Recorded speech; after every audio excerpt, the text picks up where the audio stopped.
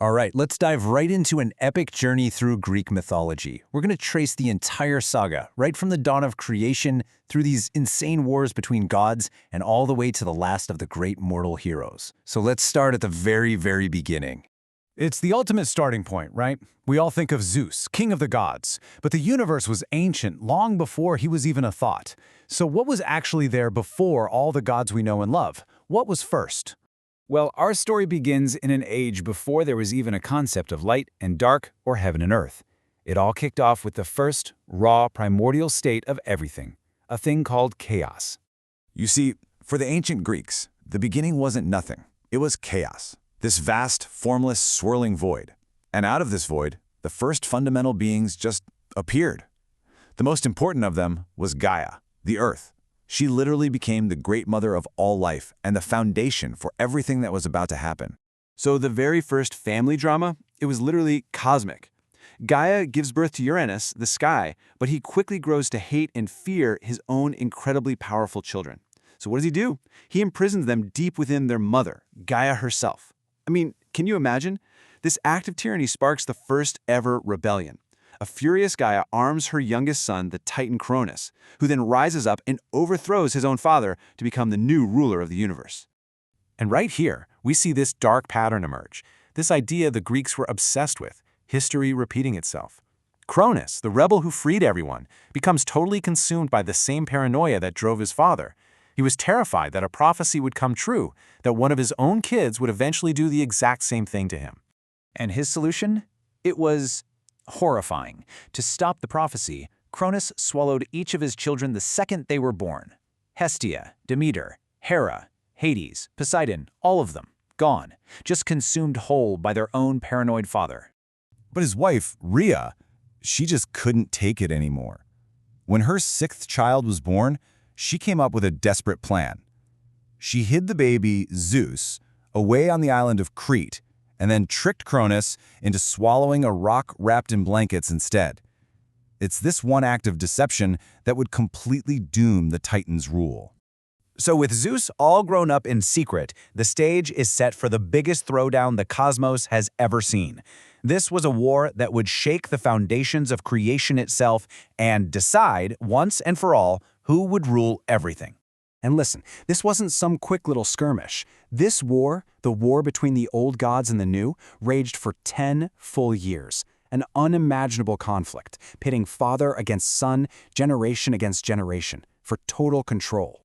So the battle lines are drawn. On one side, you've got Cronus and the Titans, the old guard, the first generation of gods. And on the other side, the young upstart Zeus, leading his brothers and sisters that he freed.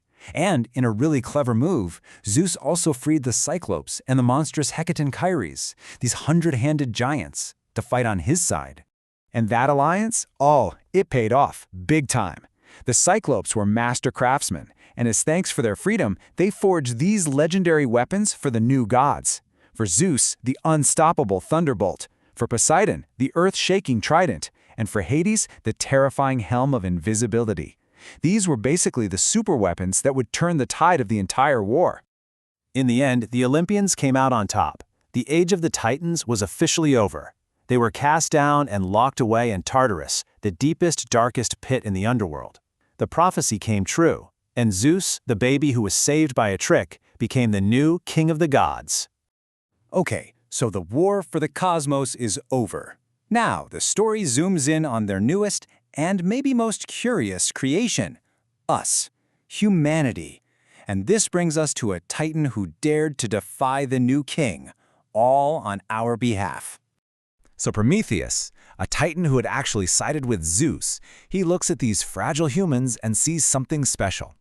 In this massive act of defiance, he steals fire from the gods and gives it to mankind, along with all the secrets of art and knowledge. Now, in the eyes of Zeus, this was a huge crime. He saw it as a direct threat to the gods' authority. Zeus's punishment was clever and cruel.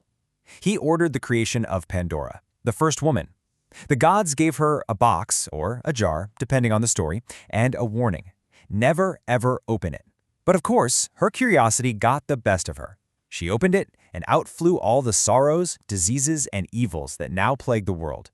Only one thing was left behind, trapped inside: hope. So now, with humanity having both fire and sorrow, a whole new chapter kicks off. It was a time when the lines between gods and mortals got really blurry. The age of heroes. These were the incredible children of gods and humans, and their actions would become the stuff of legend.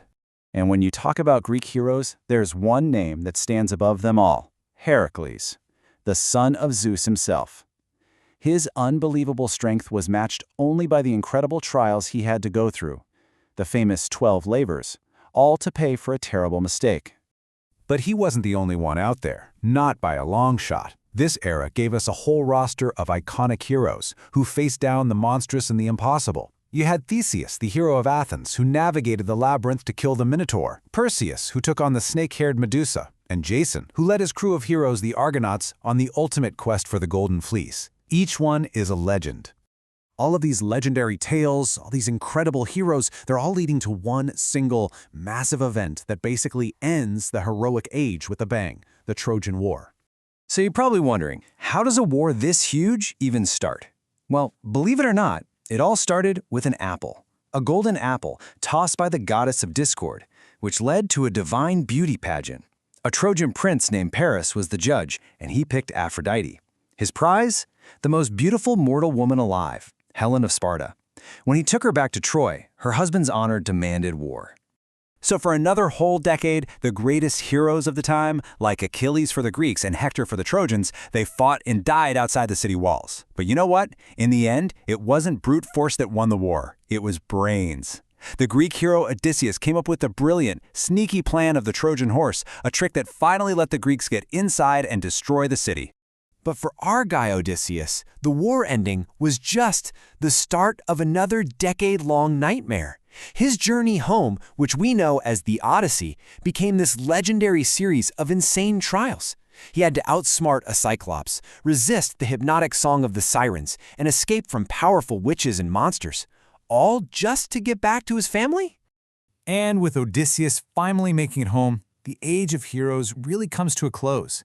The gods seem to pull back from the world of men. So, that leaves us with one big question. Why, after thousands of years, do we still care so much about these ancient stories? What gives them so much power? And the answer is, well, they were never just stories, were they? They were how a whole civilization tried to make sense of everything, from why the sun rises to the complicated feelings in our own hearts. They explore these timeless truths about all of us. You know, the son who's afraid of becoming his father, the struggle against a fate you can't seem to avoid, that desperate search to find your way home. These myths are like a mirror for the human condition. They're a blueprint for understanding the world and our place in it. And that's a journey that really never ends.